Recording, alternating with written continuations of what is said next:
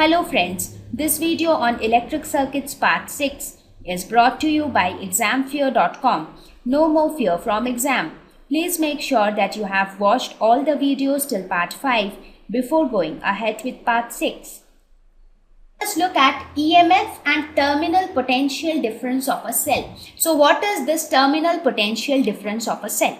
So let us introduce that. However, I have already explained it in the previous slide, but I did not tell this terminology, that is terminal potential difference. So we studied about two things. One was open circuit and the other was closed circuit. In case of open circuit, I talked about EMF, right? What was EMF? EMF was the potential difference between these two electrodes, when it is not connected to any circuit, that is when it is open, right? So that was EMF. Now when it is in a closed circuit, the potential difference between these two electrodes, that is the potential difference between these 2 points, let us say point A and point B, this potential difference is known as terminal potential difference. So potential difference between the electrodes of a cell when the cell is in a closed circuit is known as terminal potential difference. Right? So terminal potential difference of a cell is less than EMF of the cell, but it is not true universally. The exception to this is the charging of a cell. Exception, charging of a cell, because during charging of a cell, the terminal potential difference is greater than EMF. How? We will see that. So before that, let us see how is the terminal potential difference less than EMF, because in this case, EMF is V1 plus V2. What is V1? V1 is the potential of this zinc electrode with respect to the electrolyte. V2 is again the potential of copper electrode with respect to the electrolyte. I already explained this in the previous slide, right? Now, what happens in the closed circuit?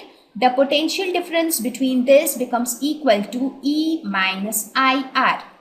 So that means this is your terminal potential difference, right? And this is your EMF. So that means terminal potential difference can be at the max. Terminal potential difference will be maximum when internal resistance is 0. If there is no internal resistance, then terminal potential difference will be equal to the EMF of the cell, but it cannot be more than that. So whenever a cell is used in a circuit, that is when we use a cell in a circuit, that is basically discharging of the cell. You have already charged the cell and now you are using that cell in a circuit. So where the cell is providing current to the circuit. So in those cases, terminal potential difference will always be less than EMF, and at the max it can be equal to EMF, but it cannot be more than EMF. But during charging of a cell, the terminal potential difference is greater than. So we will see this charging of a cell in the next slide, where I will clearly explain you how the terminal potential difference is greater than EMF. So let us look at the discharging of a cell at first. So in fact, I just explained the discharging of the cell in the previous slide, so there is nothing new to explain. However, let us have a quick review, you can say. So during discharging of a cell means the cell is connected to an external circuit. So there what happens, as soon as you connect it to a circuit, the potential difference between the electrodes become equal to E minus IR, where IR is the voltage drop across the internal resistance of the cell, right? So that means maximum value of terminal potential difference will be E when internal resistance is equal to 0, right? So V is always less than or equal to E. So V cannot be more than terminal potential. Terminal potential difference can never be more than EMF. Now, when I talk about charging of a cell, what happens during charging of a cell? When I consider the charging of a cell, in that case, let us take the same example which we had taken. Let us suppose we have this 2-volt cell and here we have this 5-volt cell. So what happens if I connect the positive terminal of both of them together, and if we connect the negative terminal of both of them together, then what happens? This 5-volt cell basically acts as the battery charger. So this basically provides the current, which current charges this 2-volt cell. So this bigger cell basically acts as the battery charger for the smaller cell.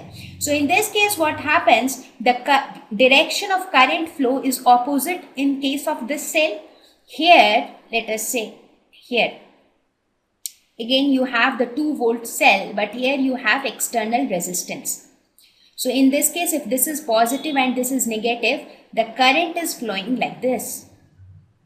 So here if you see, the direction of current is opposite to what it was during discharging. Therefore, in this case, the potential difference between the two electrodes becomes equal to the EMF, that is the potential difference when it was in open circuit, plus the voltage drop across the internal resistance, because the direction of current has reversed now. So this sign will also reverse.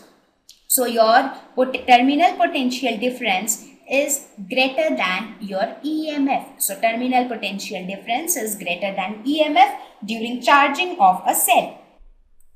Thank you.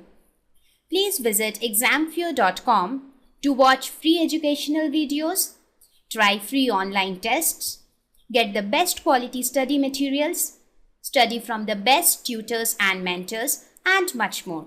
Thank you once again.